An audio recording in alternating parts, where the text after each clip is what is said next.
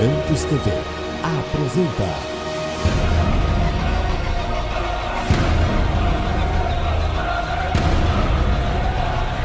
Mensagens que edificam.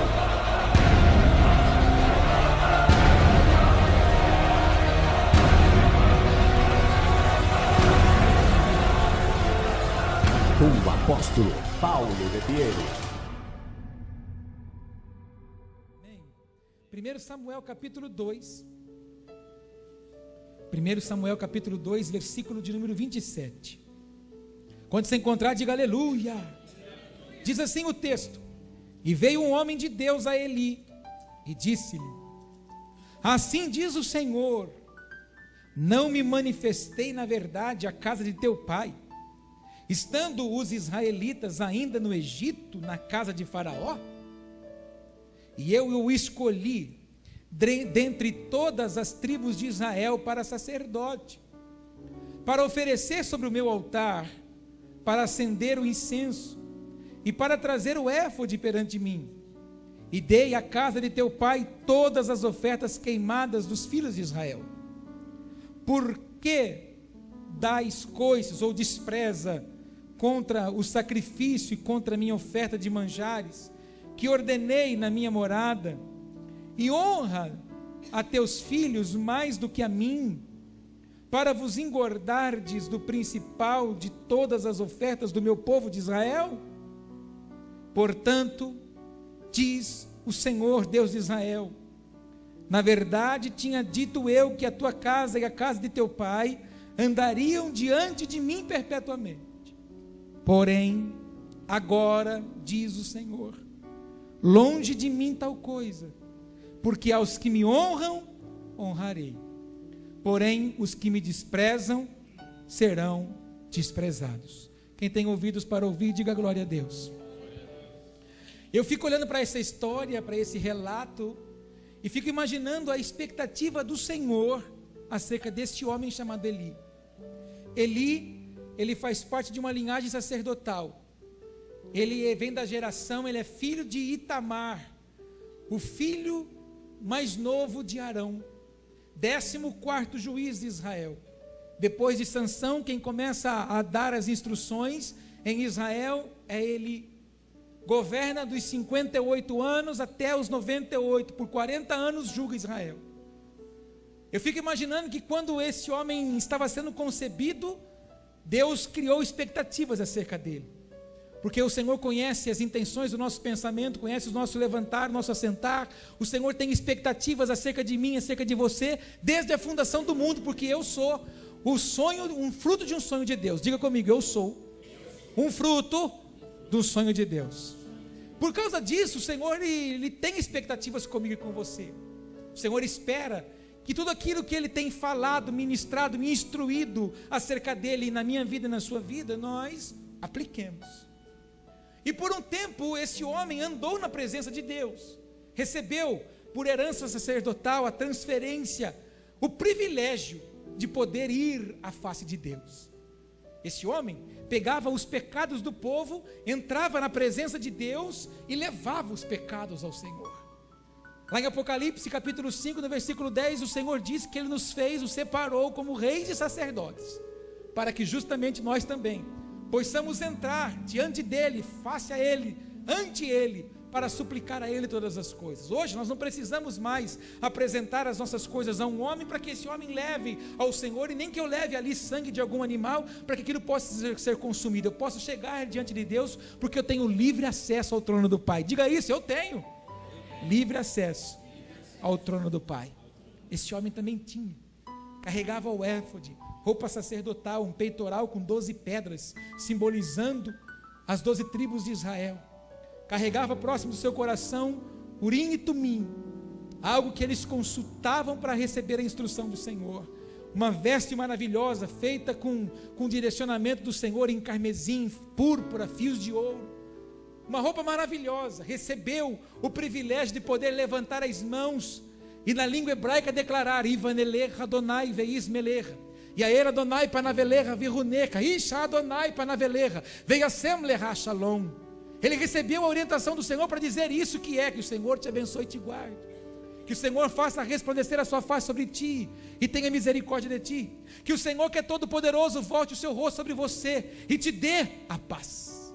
Ele recebeu o direcionamento do Senhor para poder abençoar os outros. O que o Senhor fez comigo e com você. Muitos de nós tiveram experiências fantásticas como eu.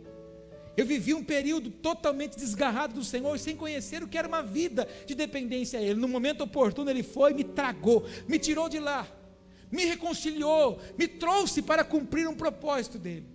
Ele fez com que as minhas estruturas fossem totalmente estremecidas e para que a minha vida fosse moldada segundo os anseios dEle. Pela misericórdia, me resgatou das trevas. Sobre mim, Ele imputou, sobre mim Ele derramou, sobre mim Ele colocou a unção, a graça, o favor, a misericórdia, o poder dEle, por que não dizer assim? Para que eu escolha viver diuturnamente na presença dEle. Repete essa frase comigo: Deus me separou, Deus me chamou, para que eu viva diuturnamente na presença dEle. Por uns 23 ou 24 anos, esse homem tocou bem a vida dele. Ele cumpriu os propósitos dele. Mas à medida que os meninos dele cresciam, ele passou a não ensinar os preceitos, passou a não dar a instrução para os meninos acerca do que era uma vida de sacerdote. Eu não quero falar dos meninos, mas eu preciso falar disso. Ofni e Finéias, os dois filhos dele, prevaricavam contra a palavra do Senhor. E a Bíblia diz, não é o Paulo que está dizendo, a Bíblia diz que eles eram filhos de Belial, filho de Satanás, filhos de um sacerdote. Um homem que governava bem Israel, um homem que julgava Israel, um homem que tinha a palavra de Deus acerca de Israel, mas não era capaz de administrar sua própria casa. Por quê? Porque um dia ele se perdeu, se acomodou, porque um dia ele achou que talvez o poder de Deus que estava sobre ele, ou pelo privilégio que ele podia entrar na presença de Deus e apresentar o sacrifício, aquilo ali estava suficiente para ele. Talvez ele se acomodou com aquilo que ele tinha. Este é o perigo que nos ronda. Esse é o perigo que está rondando a igreja de Jesus. A igreja de Jesus, ela nunca pode se considerar forte demais, porque aquele que está em pé tem que cuidar para não cair. O nosso adversário vai começar a atacar, ou melhor, ele trabalha atacando a igreja. Ele quer mexer com as estruturas do povo de Deus, para negarmos a palavra do Senhor. Não podemos nos esquecer que todo o julgamento do Pai, que toda a direção de Deus vai começar sempre pela sua casa. E se a igreja não pregoa, não ministra, não prega, não vive a justiça de Deus, o juízo de Deus não pode vir. Mas o juízo de Deus começa dentro da casa. E é tempo, irmãos, do Pai passar em revista para o seu povo. Conta essa novidade para o teu irmão, é tempo e hora do Senhor dos Senhores passar em revista sobre a sua casa. Eu não sei se foi quinta-feira ou se foi domingo passado que eu falei isso. Me vem à memória de novo esse exemplo. Quem fez tiro de guerra, você viu o exército, sabe o que é isso. O sargento, quando convoca a pessoa para chegar lá 4 horas, 5 horas da manhã, barbinha feita, coturno preto, com cadarço branco, tem que estar bonito, tem que estar branco, limpinho, bem arrumadinho, a farda bem engomada. Tem gente que era do exército, que era do exército aqui, polícia, sabe o que é que eu estou falando? E aí a barbinha tem que estar bem feitinha. O comandante vem com um algodãozinho, passava na pelinha do moço, para ver se não enroscava nem um fiapo. Está na hora que o Senhor está regimentando a sua igreja. Está na hora que o Senhor quer verificar se a sua igreja, a sua noiva, não está contaminada, cheia de mazela, se ela não está truculenta, se ela não está agressiva, se ela não está ensoberbecida, se ela não está ensimesmada, se ela não está acomodada, se ela não está abandonada pelas coisas que ela deveria estar fazendo, ou se ela não está apenas tomando Coca-Cola e água de coco, se ela está verdadeiramente cumprindo o propósito que é dela, de salvar o mundo, de apregoar o Evangelho, e de causar no povo judeu um ciúme de prova tal que eles possam olhar para nós e dizer: eu preciso servir o Deus que eles servem, porque os judeus não são o que nos foi ensinado. Nos foi ensinado que os judeus mataram Jesus. Não, eles esperavam um Deus que viesse reinando num palácio poderoso, muito rico. Jesus não veio assim, ele veio quebrar paradigmas, porque Deus não trabalha com lógica. Repete comigo: Deus não trabalha com lógica. Aí Jesus vem andando no meio dos humildes, dos pobres, andando em jumento. Jesus vem andando com gente que não prestava, gente que era excluída da sociedade. Leproso, por exemplo, quando ia cortar o meio da sua aldeia, ele tinha que chegar na porta da aldeia e gritar: leproso, leproso. Todo mundo entrava para dentro de casa, fechava as portas, porque ele era excluído, vivia longe da sociedade. A mulher do fluxo de sangue, ela era considerada uma mulher imunda, por isso tinha que viver longe de todo mundo. Quando ia passar em algum lugar, todo mundo corria dela, porque senão se contaminava. Jesus andava com esse povo, Jesus andava no meio dessas pessoas, e os judeus entenderam então que esse não era. Então, por causa do projeto de Deus, que nunca foi salvação, mas sim a retomada do reino, do governo, ele não podia perder o propósito do filho aqui. Então, o que ele fez? Endurece o coração do judeu, para que os gentios, que somos nós, fôssemos alcançados. Quem são os responsáveis em desatar os olhos dos judeus, para que eles possam sair da religião e não esperar o Messias, mas aguardar a volta de Jesus, como nós estamos aguardando? Quando eles verem em mim e você, os gentios, o desejo de buscar, o desejo de adorar, a fome de celebrar o Senhor mais do que eles fazem. E você pode dizer: apóstolo Paulo, como que nós vamos fazer? Irmãos, se você for para Israel, como eu fui o ano passado, e eu fiquei envergonhado, eu saí de lá dizendo assim: meu Deus, como é que eu vou ensinar a igreja que eu pastoreio a amar o Senhor do jeito que esse povo te ama, mesmo eles ainda não tendo o Espírito Santo revelado como nós temos hoje dentro de nós? Irmãos, faça chuva, faça sol, neve, porque você sabe que o ano passado, depois que eu cheguei aqui de volta da viagem, deu uma nevasca em Israel, ninguém entrava e ninguém saía de Jerusalém, gelo assim, e o muro não ficou vazio. Todos os dias, toda hora, minuto a minuto, tem alguém lá no muro assim, adorando ao Senhor. E aí a gente olha para eles, às vezes por não saber, acha que eles são ignorantes, mas aquele muro não é uma idolatria. Na contramão do que muita gente acha que eles são idólatras, eles não são, eles são temerosos das coisas do Senhor. Aquele muro é o lugar mais próximo do Santo dos Santos, o lugar que eles entravam para adorar a Deus. Como eles não podem mais, porque o templo foi destruído e foi levantada uma mesquita para adorar um Deus estranho, uma afronta ao Senhor, eles não têm acesso, então eles vão no muro, lugar mais próximo, e ali eles adoram o Senhor. E o movimento deles fazerem assim, você já sabe, eu já te ensinei, é que esse movimento, todas as células do nosso corpo estão em movimento, e ao fazer isso, eles dizem assim: Senhor, todo o meu corpo te adora. Meu Deus! E quando eles vão na frente do muro, eles abrem a Torá, os 5 livros da lei, os 5 livros de Moisés: Gênesis, Êxodo, Levítico, Números e Deuteronômio. Eles abrem a Torá, eles abrem e começam a fazer assim. Naquele momento, nesse momento, irmão, eles estão fazendo as 3 funções da igreja: adoração, intercessão e proclamação. Naquele momento eles oram pelos seus, oram por Israel. Naquele momento eles declaram a palavra, proclamando a palavra. E naquele momento eles estão adorando ao Senhor. Os 3 ministérios fortes, necessários para uma igreja ficar em pé. E na verdade, irmão, com o passar do tempo, com o passar dos anos, a igreja de Jesus começou a ser ensinada de uma forma errada, começou a odiar Israel, e há um chamamento de Deus acerca de nós, para que um avivamento invada a nossa nação, para que um avivamento invada as nações, e aí sim se cumpra, e Yeshua possa vir e resgatar a sua noiva em nome de Jesus. Mas para isso, nós precisamos ficar muito atentos acerca desse texto que nós estamos lendo hoje aqui. Um dia, a forma errada como aquele homem vivia, fez com que o Senhor enviasse um profeta até ele. E esse profeta chega diante dele e fala assim: olha aqui, Eli, existem alguns propósitos de Deus acerca de você, e Deus não se esquece de nada que nos prometeu. Dá uma risadinha e conta isso para o teu irmão: Deus não se esquece de nada do que te prometeu. A gente se esquece facinho, irmão, mas Ele não é homem para mentir, nem filho de homem para se arrepender.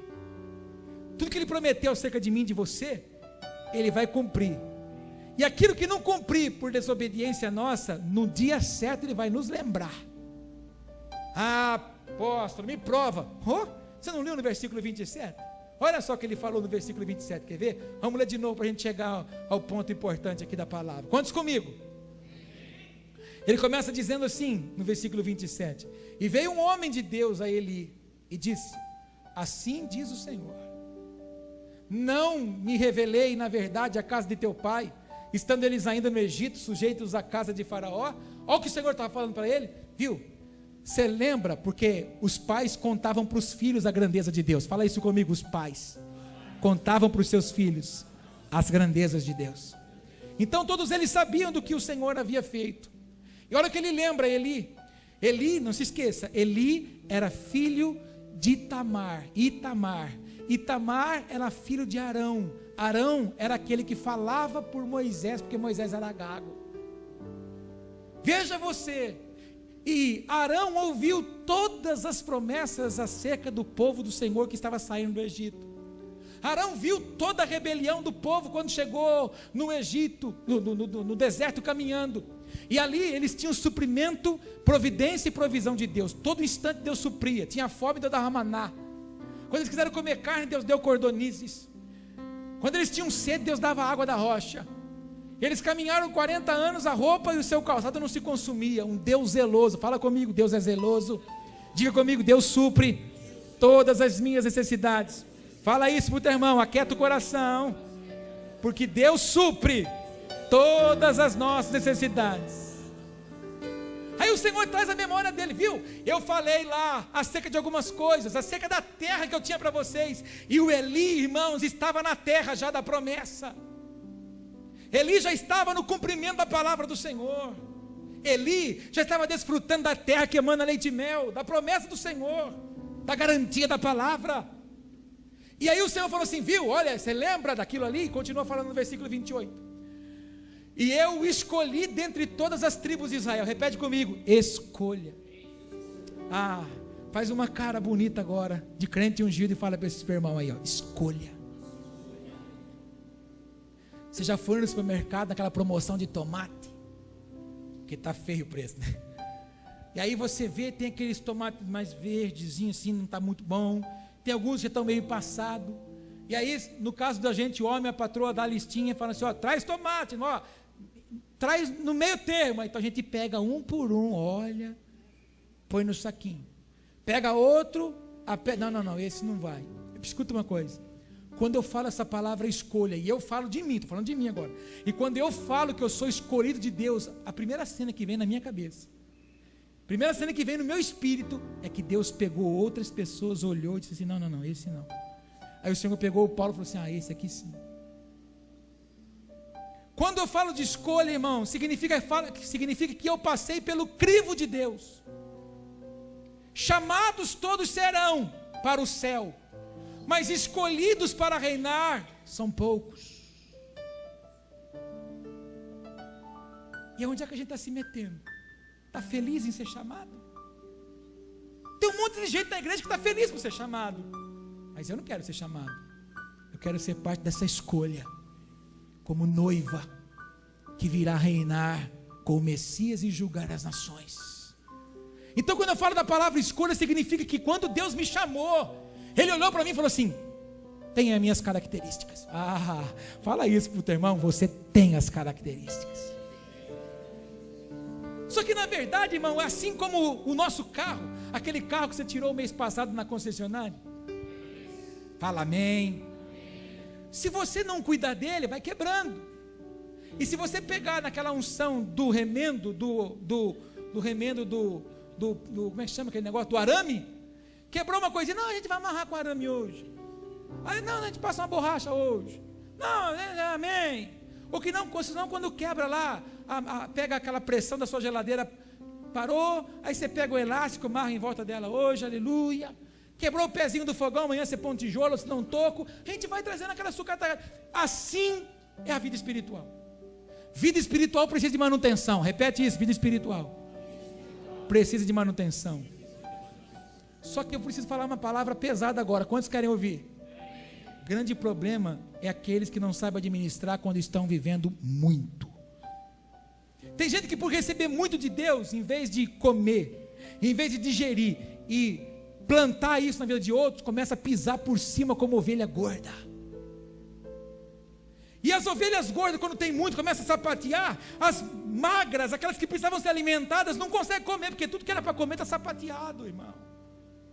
E lamentavelmente tem muita gente assim, recebe muito de Deus, mas se acomodou, se acostumou, não quer fazer mais nada, acha que está bom. E aí eu preciso falar uma outra palavra dura, pode ou não? Aí a síndrome de Lúcifer entra. Soberba, orgulho. Não, porque em nome de Jesus os demônios se sujeitam a mim. Em nome de Jesus os demônios têm que se sujeitar. O problema é que se Deus te conhece no Santo dos Santos, quando você abre a boca, quando você começa a suplicar, o céu fala o quê? Meu ungido clama. A nossa oração precisa ser ouvida pelo Senhor assim.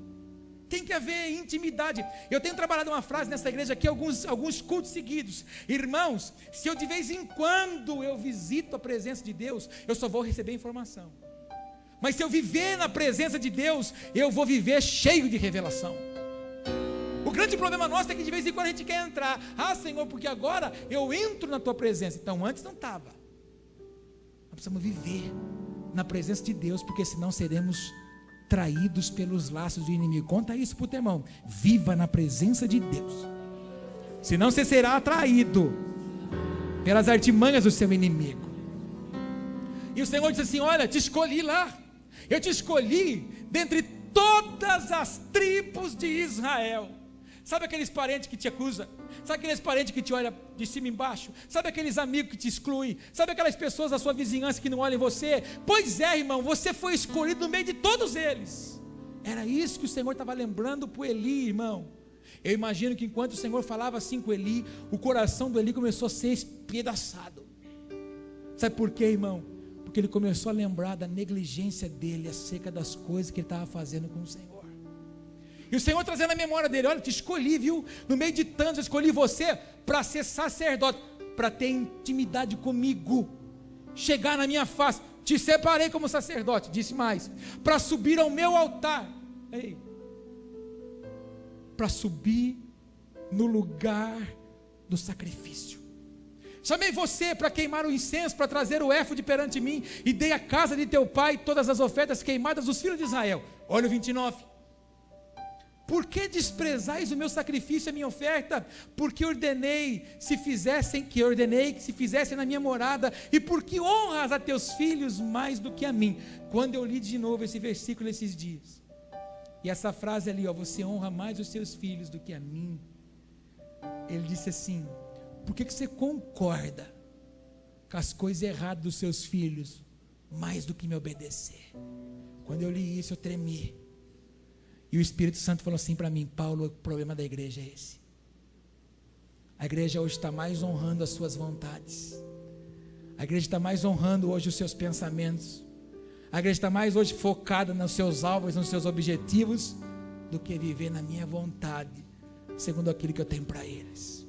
Eu não sei se você está entendendo o que eu estou falando, mas tudo que o Senhor está nos dizendo nessa manhã é nos chamando a atenção acerca de valorizarmos o que nós já temos e pararmos de sermos soberbos e ficarmos pedindo alguma coisa, porque tudo que eu preciso para ser próspero, fecundo e bem sucedido nessa terra, eu já tenho e você já tem.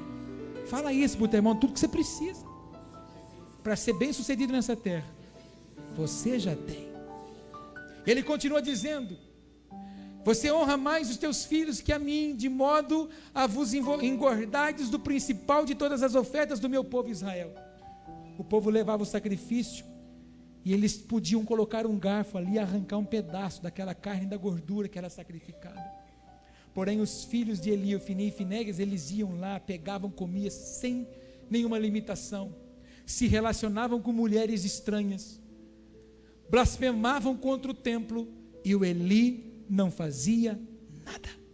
Eli ficava engordando, Eli ficava criando peso. Prova disso que você conhece a palavra, que ele estava sentado numa cadeira. Foi tema de uma mensagem aqui outro dia. E quando ele cai, a Bíblia diz que quebra o pescoço dele, ele morre. O que é o pescoço, irmão? Um símbolo profético da ligação da cabeça com o corpo, Cristo e a igreja. Significa então que ele já estava totalmente desligado dos anseios do Senhor, e a igreja não pode viver assim. Deus estava falando com um homem que foi chamado e escolhido para viver na presença dele. Repete isso comigo. Deus estava falando com o homem que foi chamado para viver e andar na presença dele. Arregala os olhos e fala para o irmão: coincidentemente, você também foi chamado para isso. Diante do que você está ouvindo, eu acredito que o Espírito Santo já deve estar trabalhando no seu espírito. Como é que nós estamos vivendo como chamados e escolhidos do Abba? Como nós estamos usando o nosso sacerdócio? Como nós estamos vivendo no nosso relacionamento com o Senhor? Nós não podemos deixar, irmãos, os paradigmas, as adversidades, as lutas, os problemas, o nosso tique, o nosso taque. Nós não podemos permitir que o nosso temperamento nos roube intimidade com Deus. Posso, nem vou falar que aquele ali, porque aquele ali é difícil, aquela ali é difícil. Nem vou falar porque aquela ali é esquentada, aquela ali é esquentada. Ei, irmão, para Deus não tem esquentado e não tem difícil. Para Deus tem servo e serva. Uma palavra de advertência para mim, para você e para aqueles que vão se batizar hoje.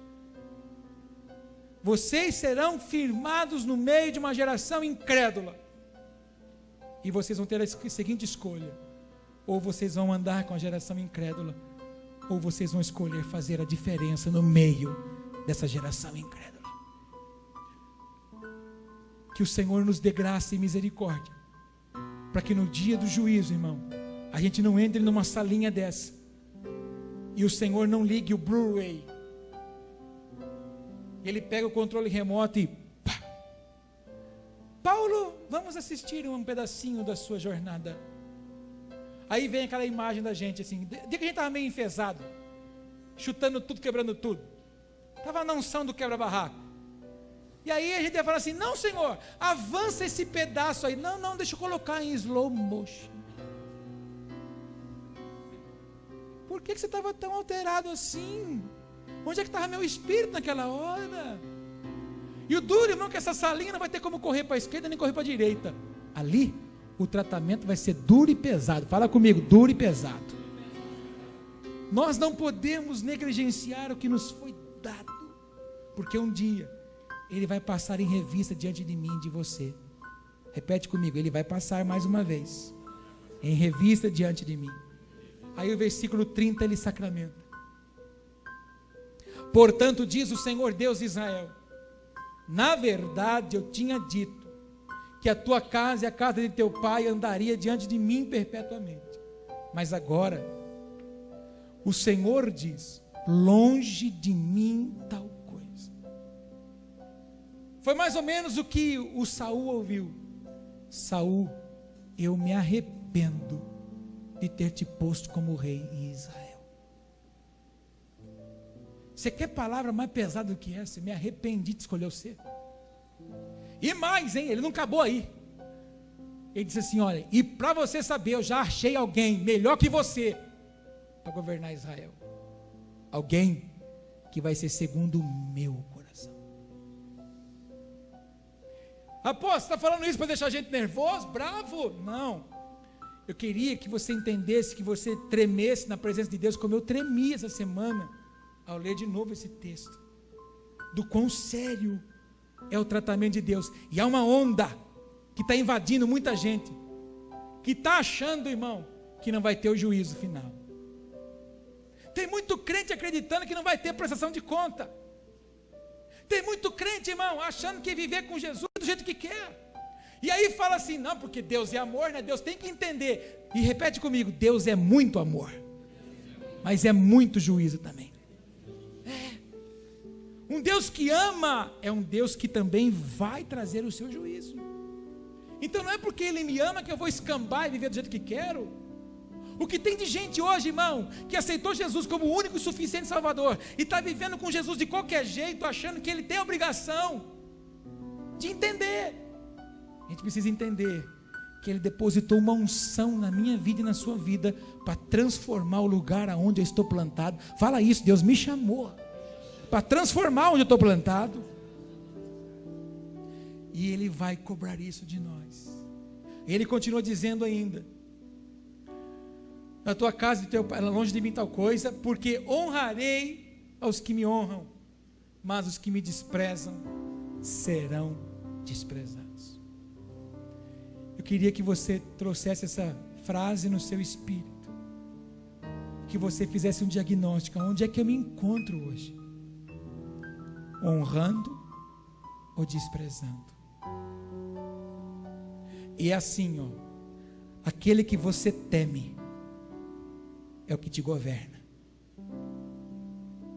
Aquilo que você se submete é que tem governado o nosso espírito. E na verdade, irmão, é forte em mim aquilo que eu alimento. Repete isso comigo. É forte em mim aquilo que eu alimento. Se eu alimento a carne é forte. Se eu alimento o espírito é forte. Existe muita gente que usa isso aí como desculpa. Posso falar uma palavra de Paulo agora? Cretina. Para falar assim, mas a minha carne é fraca. É fraca porque tem alimentado ela. Porque se alimenta o Espírito Santo libera uma luz alerta. Pá! Não faça, não fale, não entre, não toca, não se meta, não se enrole, não decida. Ele é assim, o Espírito Santo é assim. E eu falei uma frase aqui domingo passado que ela é linda. Quando a gente fecha a boca na hora certa, a gente evita de pedir perdão depois.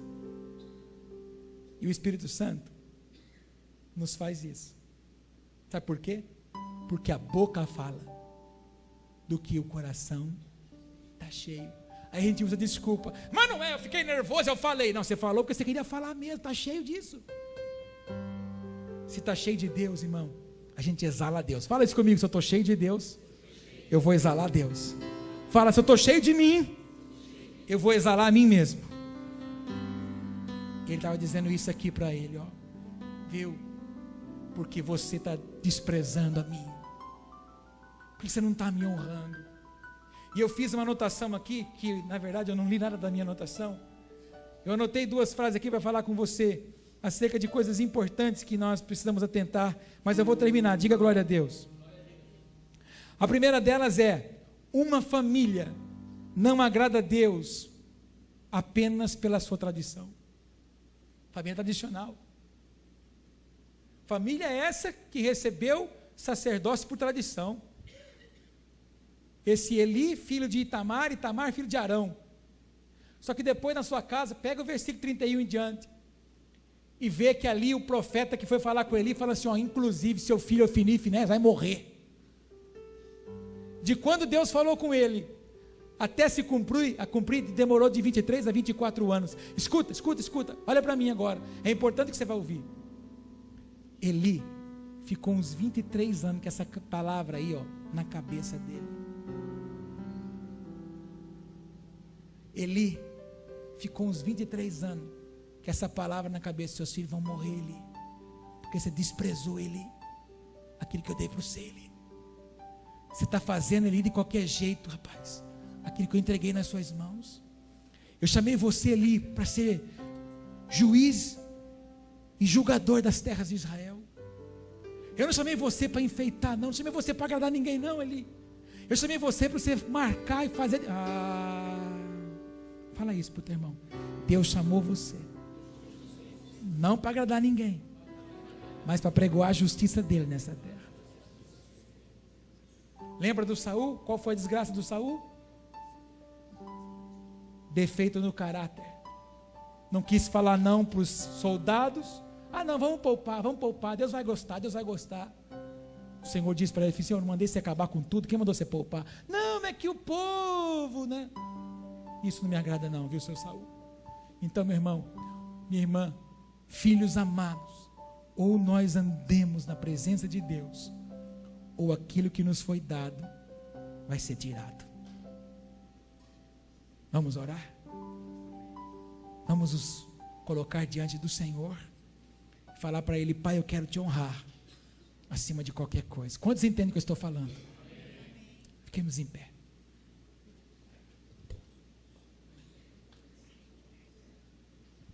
Você entendeu a palavra?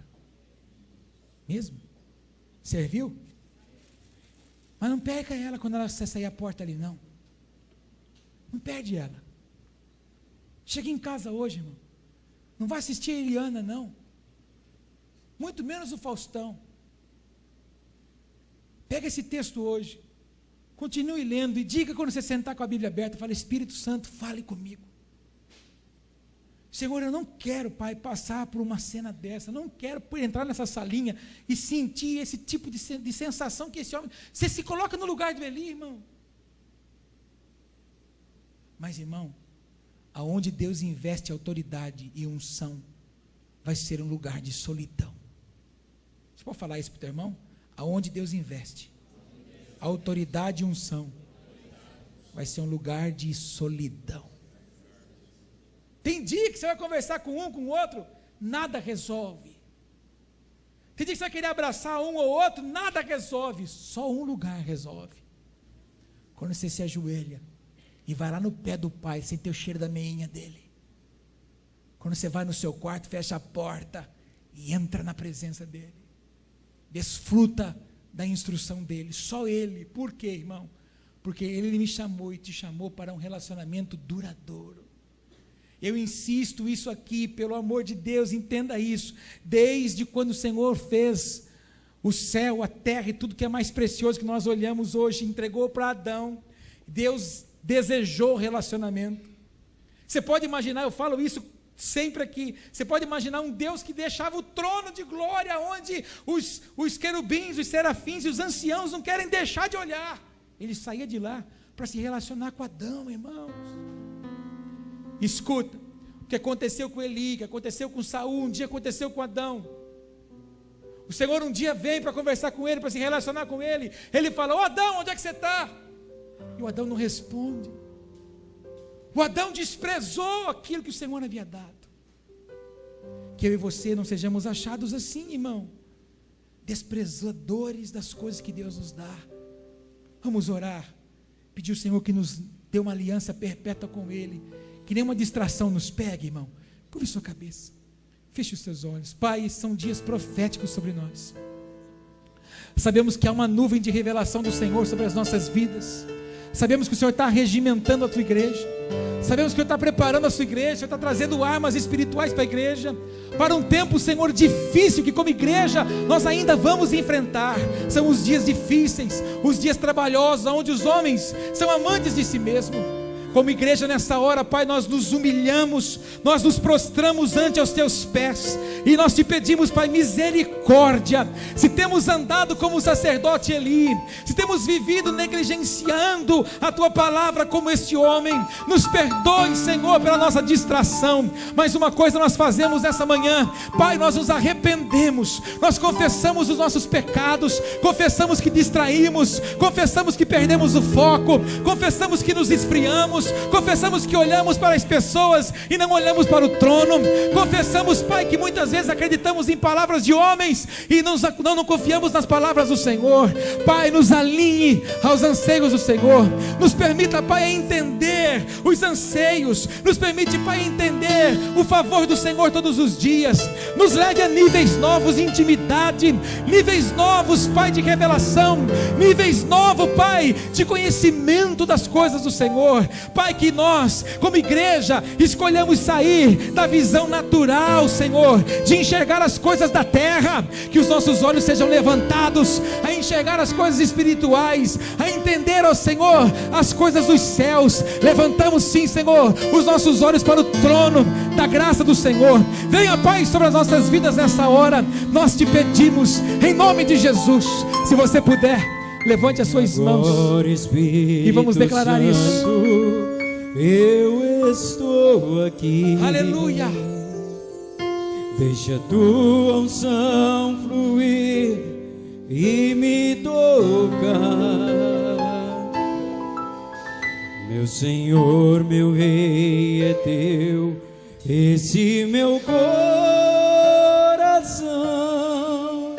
Vem, recebe hoje a minha adoração.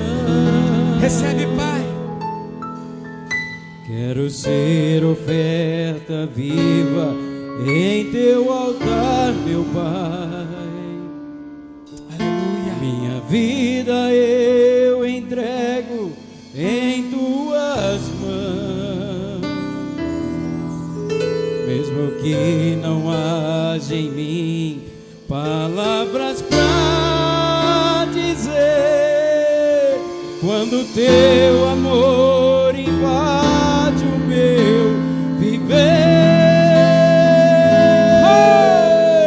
Toca em minha vida, Espírito Santo. Declare isso diante dele. Vem me envolver, Espírito Santo.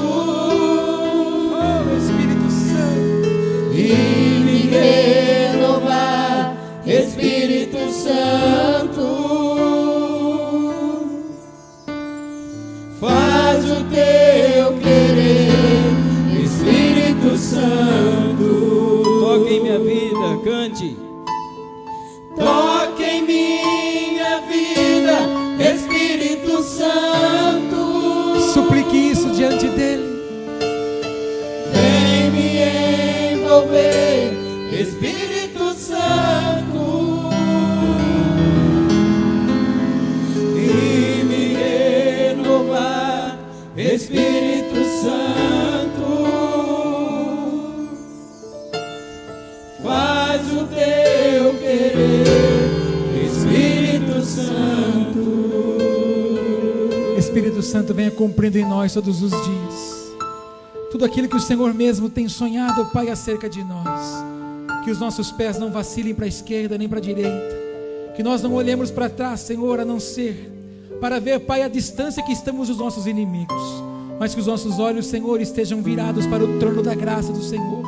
Que a cada dia, Senhor, nós sejamos, Pai, agraciados pelo Teu favor, gratos pela escolha do Senhor, gratos pela unção que o Senhor derramou sobre nós, e que nós, Pai, cumpramos nessa terra aquilo que o Senhor sonhou acerca de nós, em nome de Jesus.